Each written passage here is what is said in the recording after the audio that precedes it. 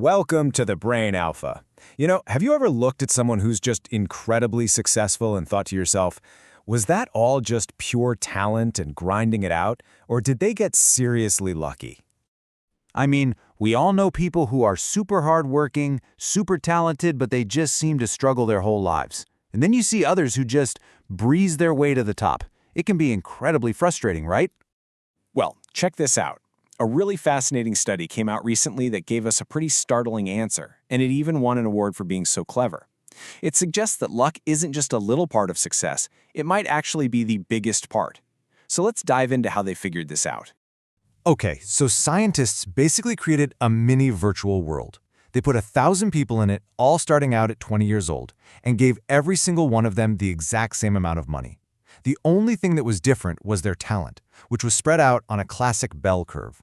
So, most people had average talent, but you had a few geniuses and a few folks who were, well, less talented. And then they just let this simulation run for 40 years. Every 6 months in this world, a random event would happen. Most of the time, it was just peace, and, nothing changed. But sometimes, good fortune would strike. A lucky break, a chance to get richer. And this is where talent actually helped a bit. The more talented you were, the more you could take advantage of that opportunity. But then, there was misfortune, and that one was brutal.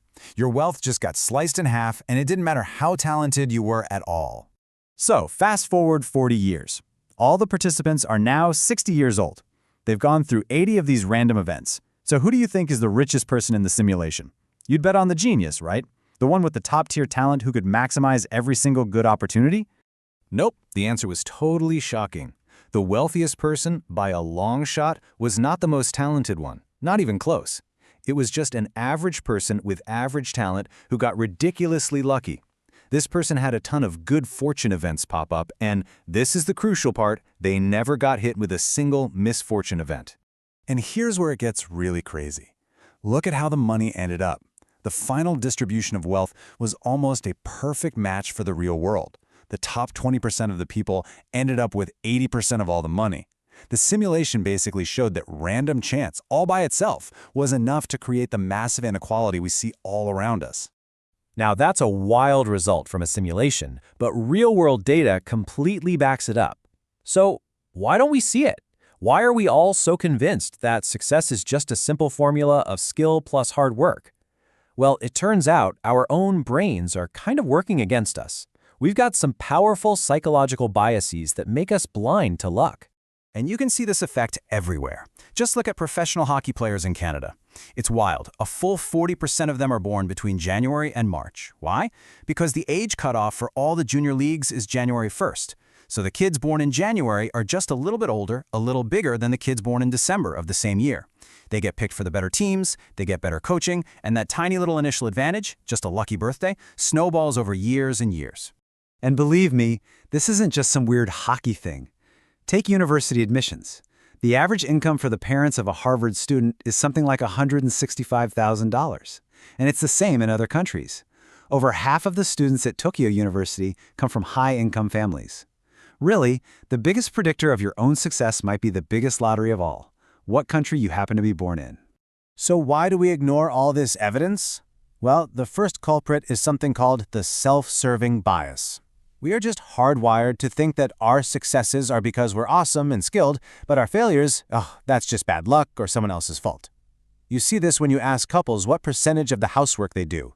The numbers almost always add up to way more than 100%. We see our own contributions crystal clear, but we're kind of blind to everything else, including luck.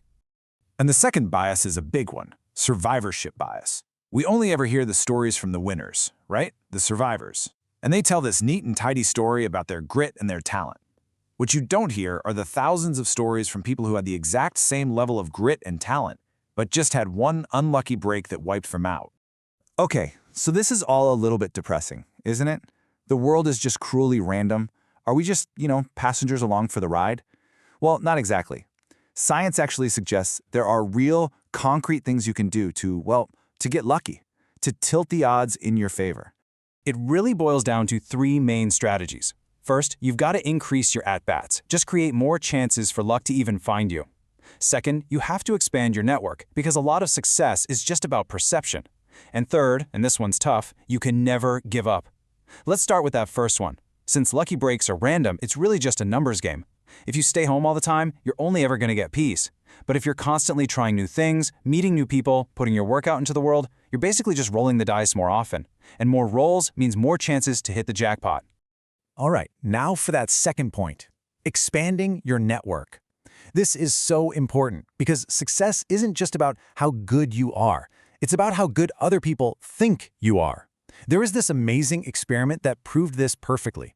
Researchers made a fake music website and had thousands of teenagers listen to new songs. One group, let's call them Group A, just downloaded songs based on what they thought sounded good. But Group B could see a download count. They could see what was already popular with other people. And the results were just mind-blowing. In the world where people could see what was popular, success became completely unpredictable. A song that was a total flop in the pure skill world could become a #1 hit, and a great song could get totally ignored. Why? Because a tiny little bit of early, random popularity, a lucky break, created this snowball effect. Popular songs just got more popular because they were popular, not because they were actually better. And that third strategy is maybe the simplest, but also the hardest. Never give up. Because these lucky events are totally random. You just have to stay in the game long enough for one of them to find you. But all of these actions, trying more things, meeting people, just persisting, they're all powered by one last, absolutely crucial piece of the puzzle, your mindset. And it really comes down to embracing this really powerful paradox. You have to act as if your success depends 100% on your own talent and hard work, while at the exact same time knowing, deep down, that it really doesn't.